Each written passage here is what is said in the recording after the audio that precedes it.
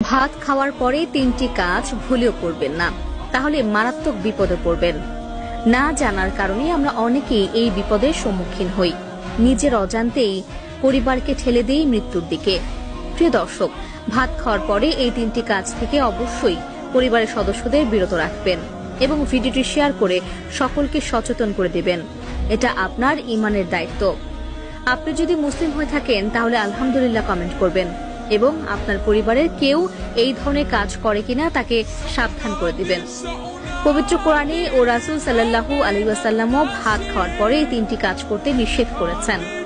ভাত খাওয়ার পরে ৩টি কাজ করলে কি ক্ষতি হয় তার সত্যতা প্রমাণ করেছে আধুনিক বিজ্ঞানও। আধুনিক স্বাস্থ্য বিজ্ঞান বহু গবেষণার পরে এই ৩টি কাজের দিক প্রকাশ করেছে। আপনি যদি আপনার পরিবারকে ভালোবাসেন অবশ্যই এদিকে খেয়াল রাখবেন, নয়তো অল্প বয়সে মরণ ব্যাধি রোগে আক্রান্ত হবেন। ভাত খাওয়ার পরে স্বাস্থ্যবিজ্ঞানের যে ৩টি কাজ করা সম্পূর্ণ নিষিদ্ধ তা নিয়ে থাকবে আজকের বিস্তারিত।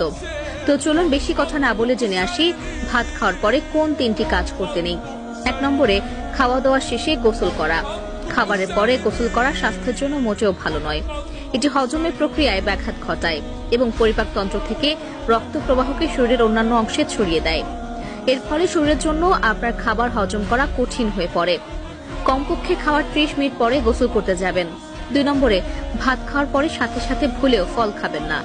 এটা আপনার শরীরে খারাপ প্রভাব ফেলার আশঙ্কা বেশি থাকে। ভাত খাওয়ার পর ফল খেলে হজমের সমস্যা হতে পারে।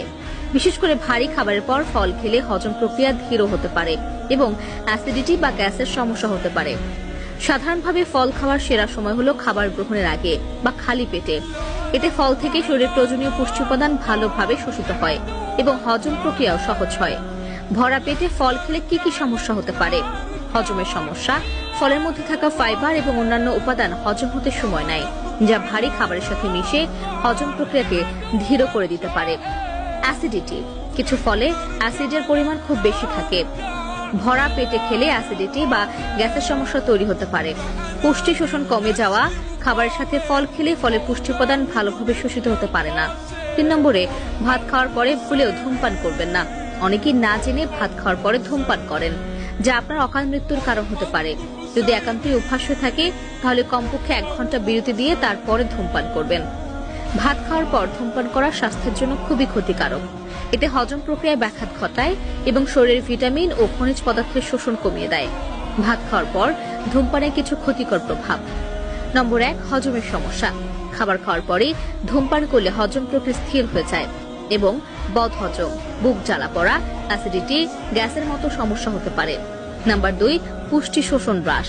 ধূমপানের কারণে শরীরে ভিটামিন এবং প্রয়োজনীয় পুষ্টি উপাদান শোষণ করতে পারে না, যা স্বাস্থ্যের জন্য ক্ষতিকর।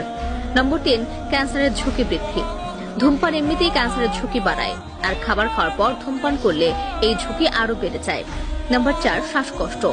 ধূমপানের কারণে শ্বাসকষ্ট হতে পারে, বিশেষ করে যাদের শ্বাসকষ্টের সমস্যা আছে তাদের জন্য এটি আরো ক্ষতিকর। তাই সুস্থ থাকতে হলে খাবার খাওয়ার পর ধূমপান করা থেকে বিরত থাকতে হবে।